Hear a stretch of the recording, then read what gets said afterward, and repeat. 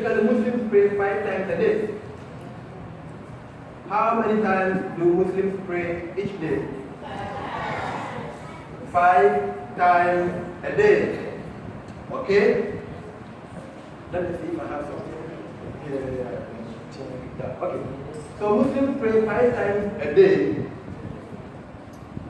And the main worship,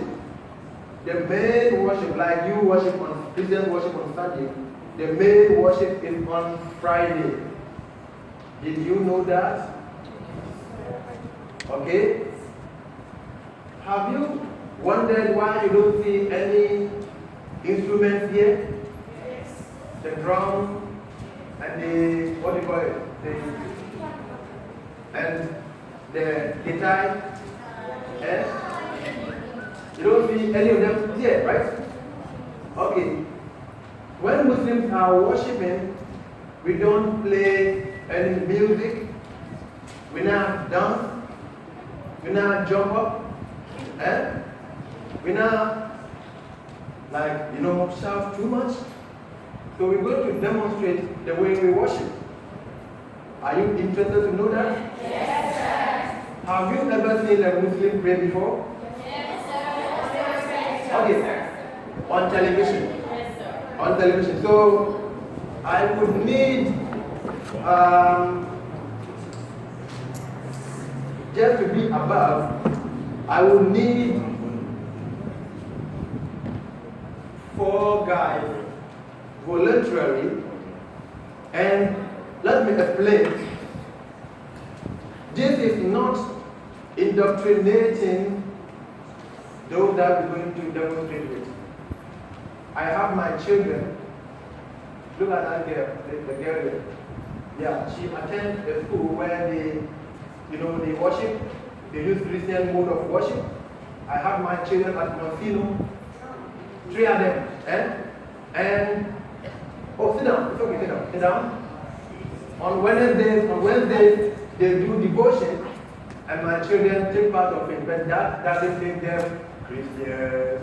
So I'm going to get 4 of you, or as much as 6. Come. Yeah, you come. Come here. 2 big boys to come. 2 big boys. Okay. Okay. Okay. You are going to stand here. You see why we have these lines? The lines, when we are praying, we stand in the row. So the lines are to help us form a very straight line. When we stand with our heels to the line, like this. So if each of you stands with the heels to the line, facing here, we're going to face here. Come with it. Yes. And then we stand close to each other. Stand here. Okay. Close. Shoulder to shoulder. Right. So before we pray, we stand this way. And let me tell you, whether you are Bill Gates, whether you are the richest man in the world, say, I don't want to call any, but the lowest occupation you can think of, we all stand on the same row. There is no row for him, the missionary in charge, and there is no separate row for me. The one who is leading just has to go ahead, in front. Let me come up here so you can see me from that side. Okay. Now, once this is done, it means we are ready to pray. But before this is done, can you sit for the meantime? Sit, okay?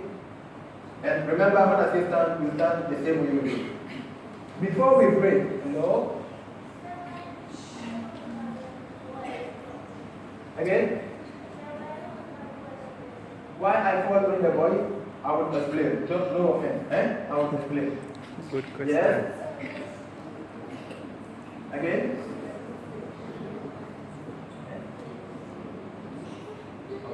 Okay? Now keep your question, it's very important, okay? Very important. If you can even write it down, I will come to that later. Now before we worship, we like to have body cleansing, and we clean the body. So we have washroom here for the gents and washroom for the ladies. So before you wash it, you go to the washroom and then you clean yourself up. You wash yourself with water, not the whole body. Eh? So for instance, if you have done things like pee-pee, you wash yourself. If you have done the brother of pee-pee, you wash yourself. If you have done the other neighbor of pee-pee, you wash yourself. So once you wash yourself, we have what we call the ablution. Ablution. It is a system. I wish I had one day, but we use water. We wash our hands, we wash our face, we wash our mouth, we rinse our nose, and then we wash our feet. Once this is done, we come to the mosque. Okay?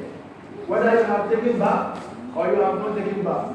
Because when it is time for prayer, we are not going to ask you, have you bathed? Then you say yes. You say no. Well, please, have you? It's just mandatory that you do it. And then once that is done, you come to the mosque. But how do Muslims know that it is time for prayer? How do Christians know it is time to go to worship in the church? What do you do? What do Christians do?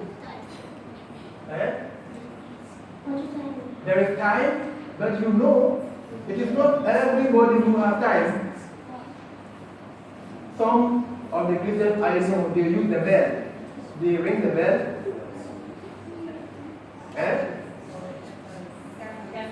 Yeah. Even when I was growing up, even the Methodist, Anglican, they all use the bell. Now Muslims don't use the bell. We don't use the horn. But we call what we call the azan. We shout the name of God. I'm going to demonstrate that one. Okay? I don't have one of the melodious voice in town, but I'll just do the little I can. When calling, we call it azan. Where the marker? The call for prayer. The call.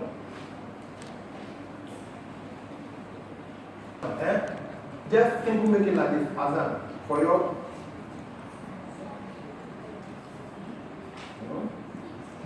Okay. So the azan is a way to draw the Muslims' attention that it is time for prayer. So we start, and the person who is calling also faces the same Qibla. So everything is Qibla way. So you stand here and you put your hand here. Look, you put your hand here. The essence is to close your ear hole so that you can shout out as loud as you can. Because once you close it, you don't hear yourself very well, so it helps you to shout very well. So you do like this. Okay. And then we repeat Allahu Akbar, Allahu Akbar. Allahu Akbar means God is the greatest. So I'm going to call it just few lines. Okay.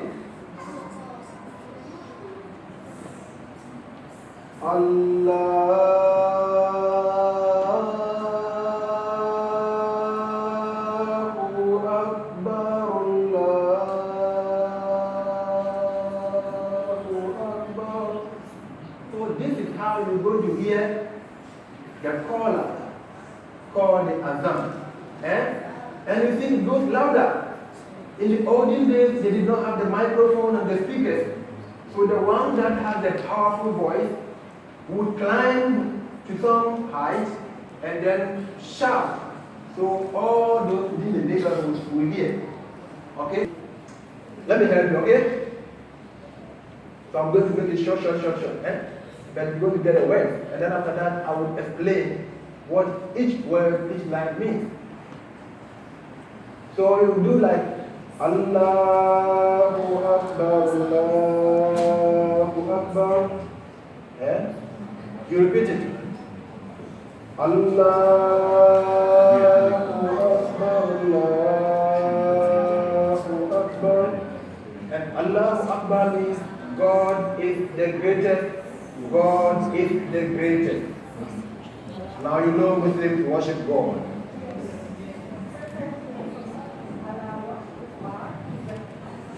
Okay, it is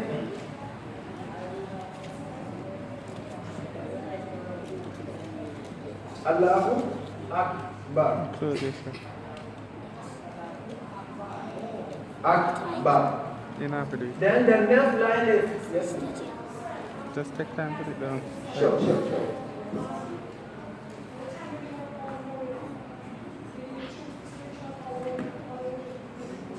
Okay. That same question could be posed to any of us here.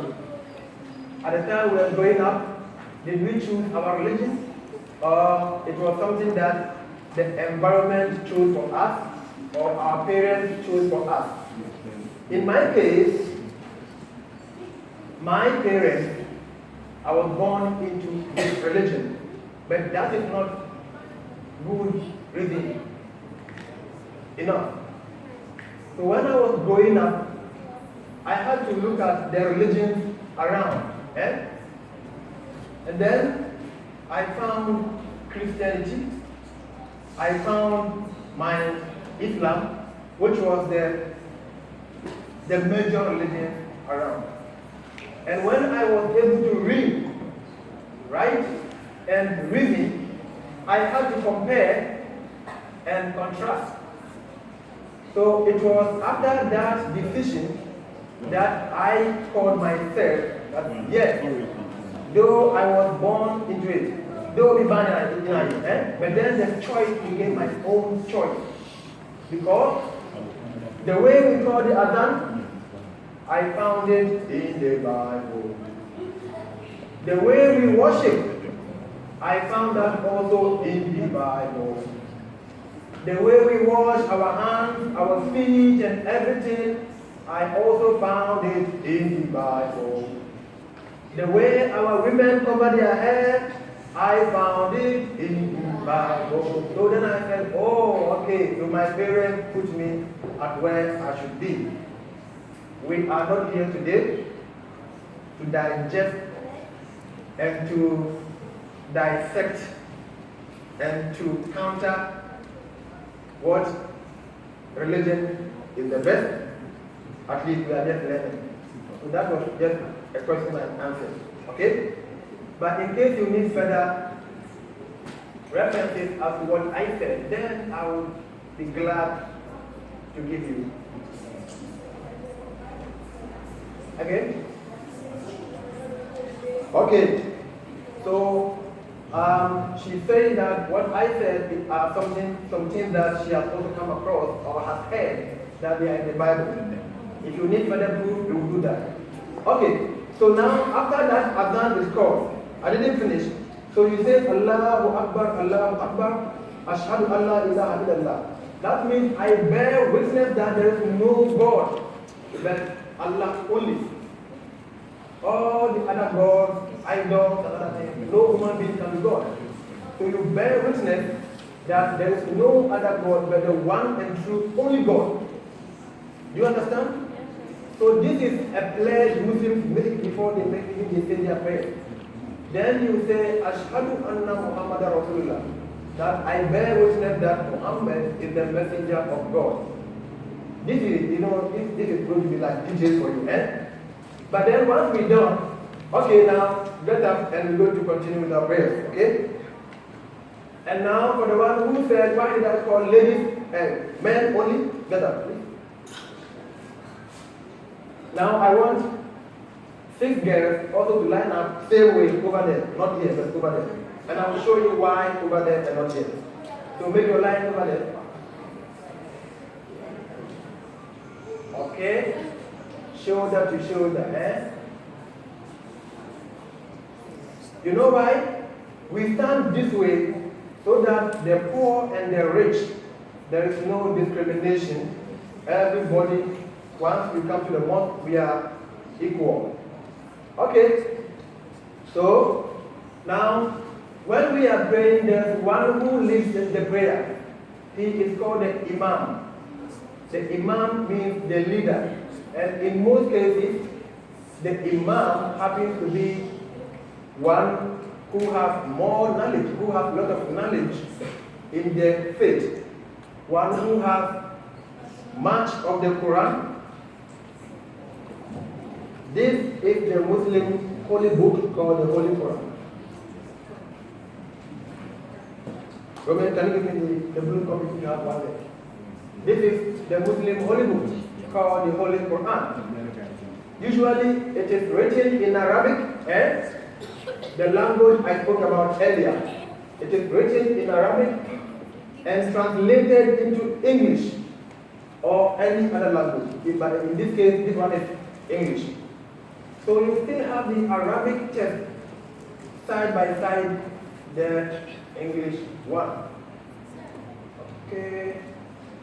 This is pocket size. No difference. Pocket size, but just making it. So, like you see the Arabic, this is the Arabic and this is the English. Why we don't just translate into English without omitting the Arabic is to maintain the authenticity so that there's no change. Okay. So the Imam leads the prayer, and I'm going to lead the prayer.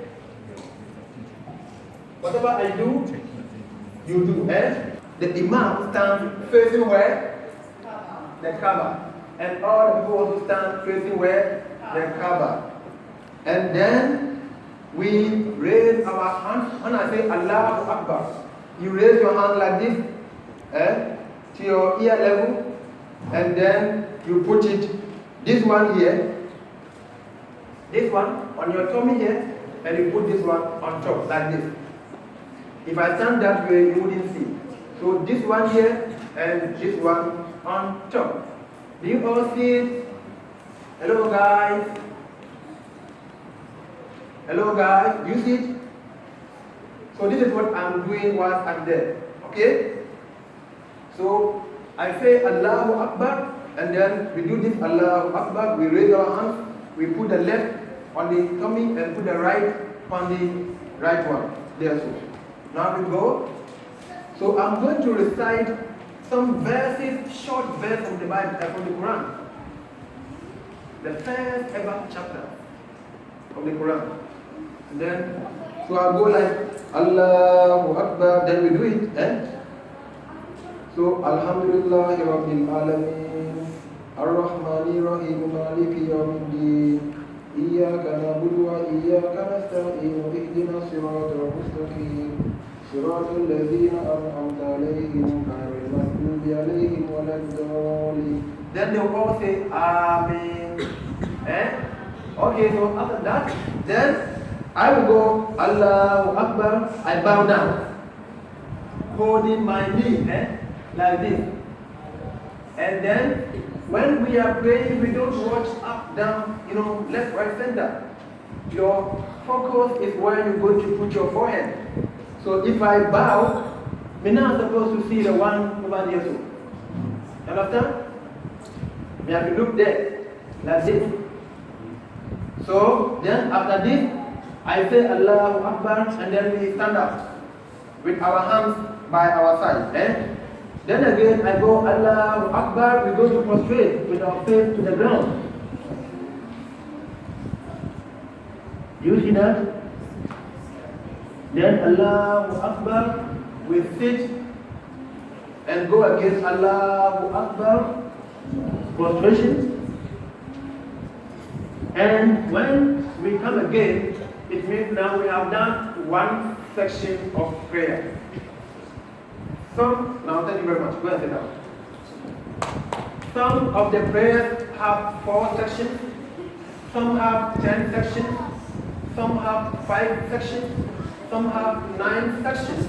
It depends on which day, which time of the day, and which prayer we are saying. Then the section is different. Okay? Hello, sir. The significance of saying the prayers many times in a day. Yeah, I understand that you pray 5 times a day. Yeah. But in a case where you have the Christian religion, we pray for various things. For atonement, for forgiving, for various reasons we pray for. Yeah. We don't have one set prayer we recite. But it seems like all of the prayers are. Hello? Are you listening to me? It seems like the prayers are set. Like they are continuous. Like at noon, you have a special prayer. Even you have a special prayer. For all Christians? For Muslims. Okay.